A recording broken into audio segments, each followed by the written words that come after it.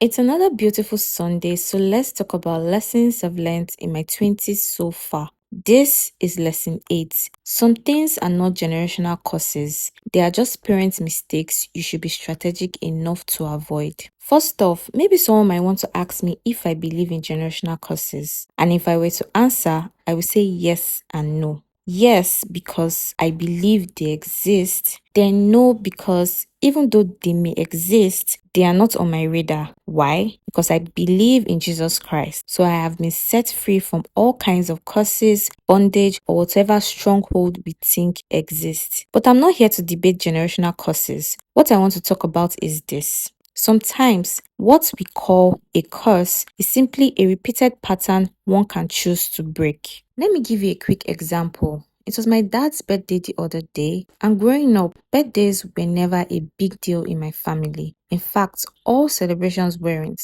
My parents would always say they were simple people and didn't like noise. Although finances were also a contributing factor, but that wasn't the main reason. For them, birthdays were just another regular day, and honestly, I hated this so much. So when I grew older and started earning, I made a decision that I was going to celebrate my birthday every single year, regardless of whether my parents or anyone else celebrated with me or not. I also started celebrating my family members and close friends, not for validation from them, but for my own knowing and record that birthday celebration is not only for people that have money, for people that are loud, or for some special kind of people.